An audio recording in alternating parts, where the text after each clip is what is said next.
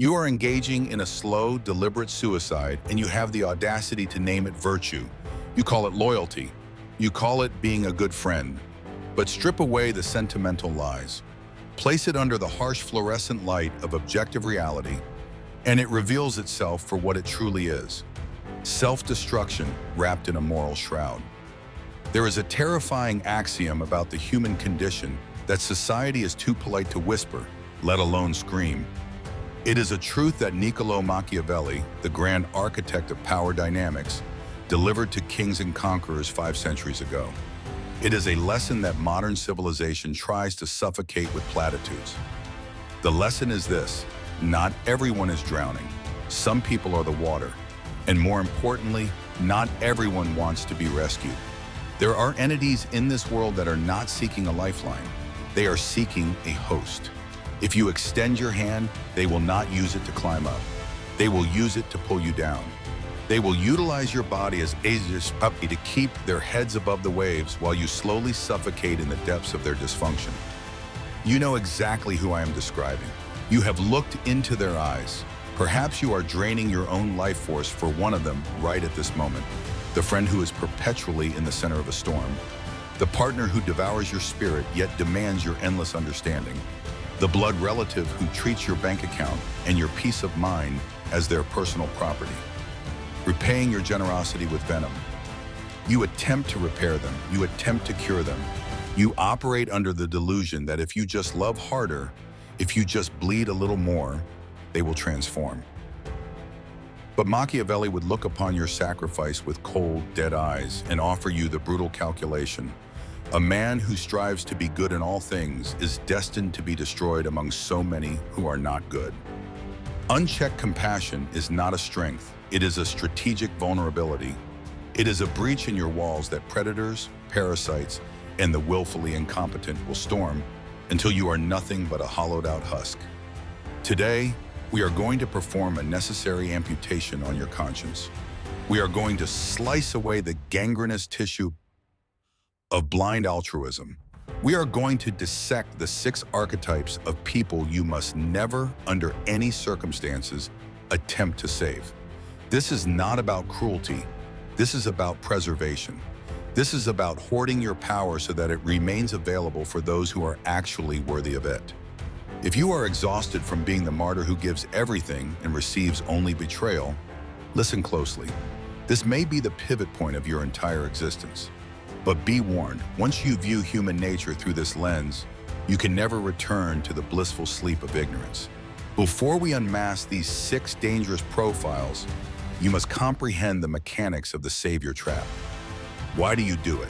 Why do you run into the burning house to save someone who is holding the lighter? It is because you have been programmed to believe your value is inextricably linked to your utility. You believe that righteousness is measured by your threshold for suffering. You believe that setting a boundary is an act of treason. Machiavelli viewed this as strategic suicide. In his era, and even more so in ours, energy is a finite resource. Power is finite. Time is death's currency.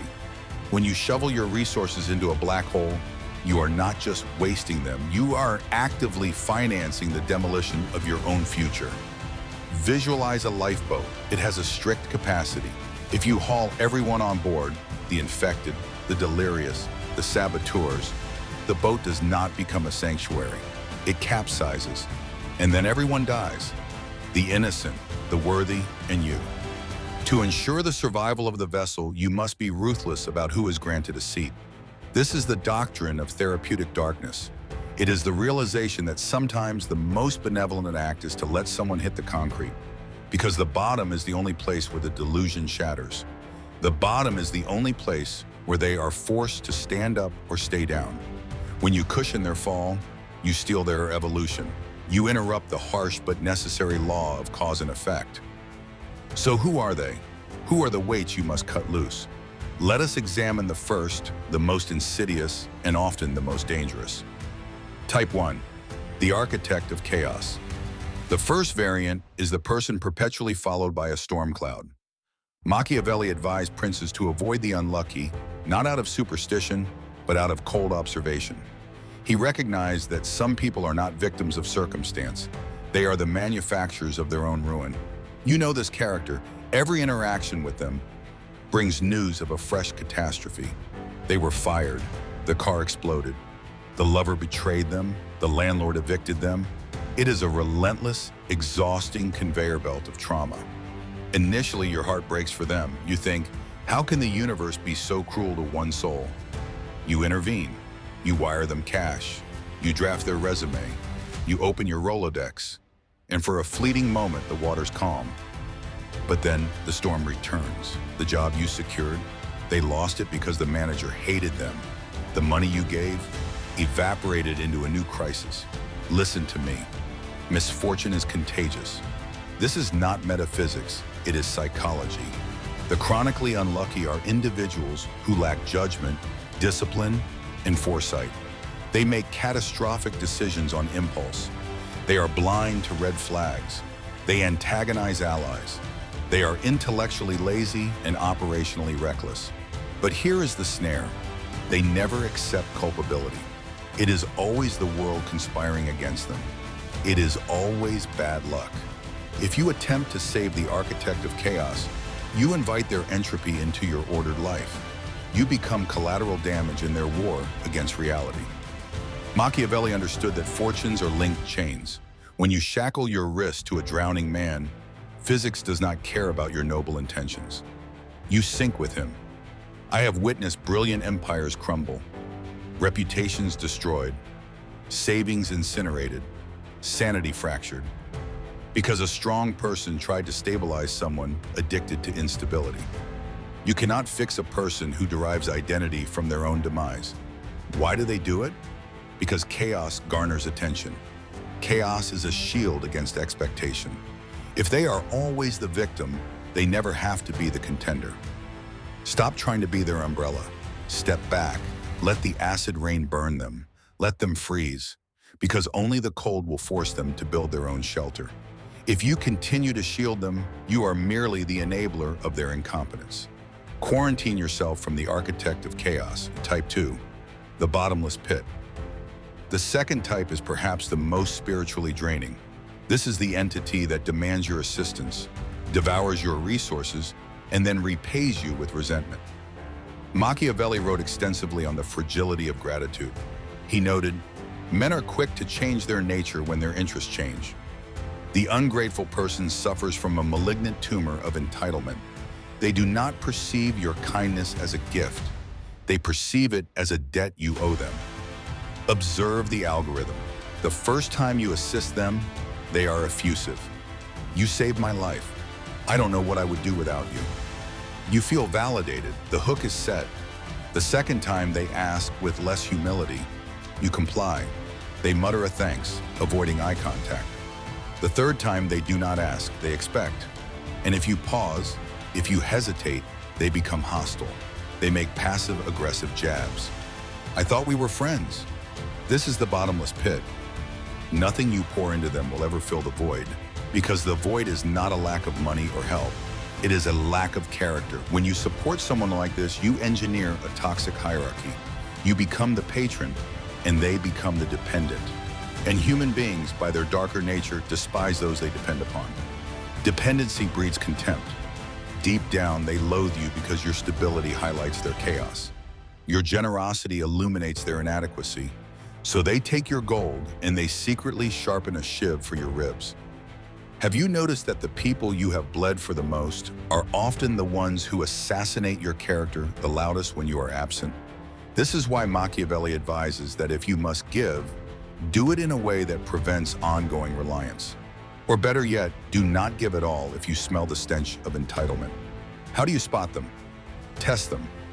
Say no to a minor request. The reaction to a boundary tells you everything you need to know about a soul. A healthy person respects the line. The bottomless pit will react with rage, manipulation, or sudden ice. They will attempt to punish you for cutting the supply. If you witness this reaction, retreat immediately. Do not walk, run. You cannot save a person who believes the universe owes them a salary for existing. You will pour your life essence into them, and they will look at you with dead eyes and ask, "Is that all?" Do not cast your pearls before swine. They will trample them, and then turn to tear you apart. Type 3, the smiling saboteur. Now we descend into the darker trenches. The first two types drain you through incompetence or entitlement. This third type drains you through malice. Machiavelli knew that envy is the most corrosive acid in any court, any boardroom, and any circle of intimates. The smiling saboteur is often the person standing right next to you. They are the friend from the old neighborhood, the peer who started at the same desk, but then you evolved. You ascended, you sharpened yourself, and they remain dull. They cannot endure it, but they are cunning. They do not attack you with a frontal assault. Open enemies are a blessing. You can see their blade. The smiling saboteur hides their dagger behind a grin. They frame their sabotage as saving you from yourself. Listen to the frequency of their voice when you share a victory. I got the promotion. Oh, really? That's wild, but aren't the hours lethal? You're going to burn out. I'm just worried about your health. I met someone incredible. Nice, just keep your guard up. You know how easily you get attached. I don't want to see you crash again. Do you hear it? The subtle poison, the feigned concern. They cloak their envy in the language of protection. They are planting seeds of doubt in your psychological garden. They want to lower your self-belief so you stumble back down to their altitude. Machiavelli warned that he who deceives will always find those who allow themselves to be deceived. The envious person wants to save you from success because your success is a mirror reflecting their mediocrity. If you try to bring them along, if you try to save them by pulling them up the mountain, they will cut the rope. They will manufacture drama hours before your decisive moment. They will offer poisonous counsel. They will leak your vulnerabilities to your rivals. They do not want you to win. You cannot cure the envious. Envy is an autoimmune disease of the soul. It eats the vessel that holds it. The only strategy for the smiling saboteur is the law of concealment. Hide your wins. Hide your joy. Hide your blueprint. Machiavelli advises silence. Do not hand them the ammunition of your happiness. When you are in their presence, be bland, be boring, be struggling. How is business? Oh, it's a grind, very tough. Feed them the misery they hunger for and hoard your victories for those who are truly allied with your ascent. If you try to save them, if you try to heal their insecurity with your love, you are hugging a suicide bomber. They will detonate the bridge you are building just to watch you fall into the ravine.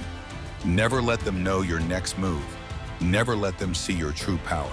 Pause for a moment. Breathe. I know the air is getting thin. I know faces are flashing in your mind right now. Names you have refused to say out loud. You feel the guilt rising, that conditioned reflex. The voice whispering, but they need me. But I am different. But I can change them. Kill that voice. That voice is not your conscience. That voice is your ego. It is your arrogance assuming you are powerful enough to rewrite human nature. You are not a god. You are a biological entity with a limited battery. If you continue to plug yourself into these machines that run on pain, you will die, spiritually, mentally, and eventually, physically. Stress kills, betrayal kills. We have 3 more types to cover. And these next 3, these are the ones that manipulate your deepest vulnerabilities. These are the ones that leave the scars that never fade. Prepare yourself. We are going deeper into the labyrinth. Type 4, the professional victim. We arrive now at the most deceptive creature in the dark forest of human psychology.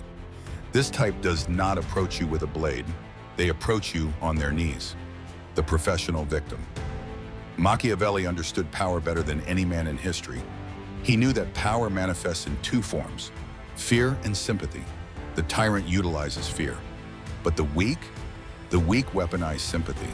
And sympathy is a narcotic that bypasses your logical brain and injects directly into your emotional center. You must distinguish the signal from the noise. There are victims of circumstance, and then there are professional victims. A true victim wants to escape their pain. A professional victim wants to farm their pain. They cultivate it. They decorate it. They wear their trauma like a crown of thorns, demanding that you genuflect before their suffering. They weaponize their fragility. I can't do it because I'm too damaged. You're hurting me by asking me to take responsibility. The world is too sharp for someone as sensitive as me. If you try to save this person, you enter a game you are rigged to lose, because to save them would mean stripping them of their identity. If they heal, they lose their excuse. If they become strong, they lose the attention that their weakness guarantees. So they will fight your solutions. You offer a ladder. They claim their arms are too weak. You offer a rope. They say it burns their hands. You offer to pull them up. They go limp, making themselves heavier, forcing you to drag their dead weight. Machiavelli would warn you, the one who relies on the pity of others builds his house on sand. But you, the savior, are building your house on a swamp. Every time you rescue them, you validate their helplessness. You teach them that being broken is a currency. You are paying them to stay sick. And here is the darkest turn. The moment you stop, the moment you say, I cannot carry you anymore, the lamb becomes a wolf. The professional victim will turn on you with a ferocity that will leave you breathless. They will paint you as the villain. They will broadcast to the world that you abandoned them. They will rewrite history to make your exhaustion look like cruelty. They need a villain to complete their narrative. And by trying to be their hero, you have auditioned for the role of the villain when you inevitably fail. Do not play this role. Compassion for a professional victim is not love. It is masochism. It is a refusal to respect the dignity of their own agency. You must let them fall. You must let them face the void without your hand to hold, because only when the audience leaves does the actor stop performing. Type 5. The arrogant fool. Type 5 is the enemy of wisdom, the enemy of growth, and if you are not vigilant, the enemy of your sanity, the arrogant fool. This is not merely someone who is uneducated. Ignorance can be cured with data. This is someone who refuses to know. This is someone in love with their own opinion, even as that opinion incinerates their life. Machiavelli had a strict rule for leadership. A prince who is not wise himself cannot be wisely counseled. He meant that you cannot teach a man who believes he is already a god. You see this person making the same catastrophic errors on a loop. They choose the toxic partners. They invest in the obvious scams. They start wars they cannot win. You, with your clear eyes and good heart, you run to the edge of the cliff. You shout, "Stop, look at the map, you are going to die." And what is their response? Do they thank you? No, they sneer, they debate, they construct elaborate mental gymnastics to prove that the sky is green and the ground is made of clouds. Why do you waste your breath? Understand this with a ruthless lesson. You cannot use logic to get a man out of a position he didn't use logic to get into. The arrogant fool does not want truth, they want validation. And when you offer them truth, they perceive it as an assault on their ego. By trying to save them from their ignorance, you become their enemy. You become the personification of the reality they are trying to deny. So they will attack you, they will call you condescending, they will drag you into circular arguments that drain your spirit. And when they finally fall off that cliff, and they will fall, they will not learn. They will blame the wind, they will blame the shoes. They will blame you for distracting them. Stop trying to be the teacher to those who have no desire to be students. It is arrogance on your part to think you can force wisdom into a sealed mind. Machiavelli suggests a colder approach: silence. Let reality be their teacher. Reality is a harsh tutor. It does not argue. It simply delivers consequences. When the arrogant fool speaks, do not correct them. Simply nod and say, "Interesting." And step back. Watch the crash from a safe distance. Protect your intellect. Do not dull your blade trying to cut through stone. Type 6, the Scorpion. And now the final archetype, the one that breaks the hearts of the most loyal soldiers, the history repeater. The Scorpion. There is an ancient fable. A scorpion asks a frog to carry him across a river. The frog refuses, saying, "You will sting me and I will die." The scorpion replies, "Where is the logic in that? If I sting you, we both drown." The frog accepts this logic. Halfway across, the scorpion drives his stinger into the frog's back. As the paralysis sets in and they both sink, the frog gasps. Why? The scorpion replies, "It is my nature." There are people in this world whose nature is to betray, whose nature is to destroy. This is type 6, the person you have forgiven 1,000 times. They cheat, you forgive. They steal, you forgive. They lie to your face, you forgive. Why? Because they cry, because they promise, I've changed. I swear to God, this is the last time. I'm going to therapy. I'm different now. And you want to believe them. You want to believe in redemption. You want to be the saint who saved the sinner. But Machiavelli warns, men never change their nature. Behavior is a pattern. Character is a pattern. The best predictor of future behavior is past behavior. When you save the scorpion from the consequences of their sting, you are not helping them evolve. You are interfering with their data. You are teaching them that they can sting and still survive. You are training them to hurt you. Every time you take them back, you incinerate a piece of your self-respect, and they respect you less too. How can they respect someone who treats themselves so poorly? They view your forgiveness not as mercy, but as permission. If they took me back after I did X, they will take me back after I do Y. You are looking for the light in them, but you are ignoring the shadow that has already consumed them. Machiavelli advised princes to be wary of those who have betrayed others, for they will inevitably betray you. Loyalty is not a decision, it is a habit. Betrayal is not a mistake, it is a habit. If you are dealing with a repeater, you must perform the hardest act of all, the amputation. You cannot taper off. You cannot be friends from a distance. You must sever the limb completely, irrevocably. It will hurt. It will feel like you are cutting off your own arm, but that arm is gangrenous. If you keep it attached, the poison reaches your heart and you die. The scorpion cannot be saved. It can only be avoided. Accept their nature. Believe them the first time they show you who they are. Stop projecting your conscience onto a predator. Now you see them. The 6 faces of destruction. The unlucky, the ungrateful, the envious, the victim, the fool, the scorpion. You see them in your phone contacts. You see them at your dinner table. And now you feel a heaviness because you realize that to follow this path, you must make choices that will make you look bad in the eyes of the weak. You will be called cold. You will be called selfish. You will be called Machiavellian. Good. Wear those titles like armor, because what they call selfishness, the wise call self-preservation. What they call coldness, the wise call clarity. You must transition from the savior to the sovereign. A savior sacrifices himself to light a fire for others, burning until he is nothing but ash. A sovereign builds a lighthouse. He stands tall. He shines a light across the dark water, but he does not jump into the waves. Those who want to be saved will swim to the light. Those who want to drown will drown in the dark. But the lighthouse remains. This is the ultimate lesson. You are not responsible for the souls of other men. You are responsible for the vessel that carries your own. When you stop trying to save the unsavable, a strange alchemy occurs.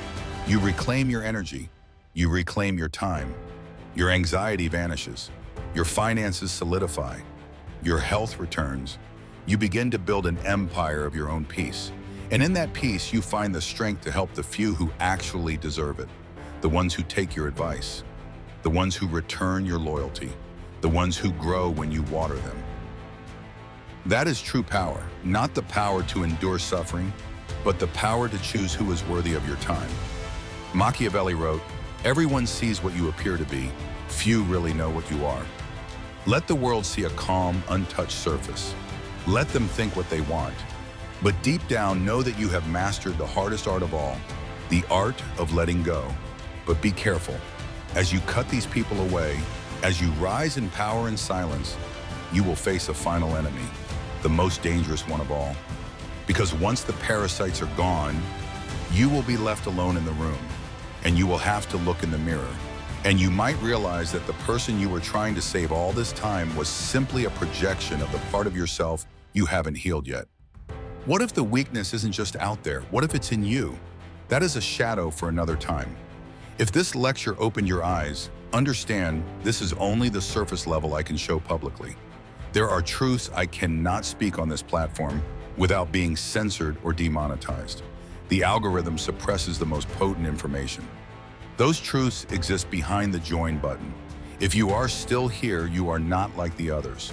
Subscribe if you haven't. But if you want what is hidden, click the Join button and step into the Architect level. You will unlock exclusive, uncensored analysis that dives into the deepest mechanics of the human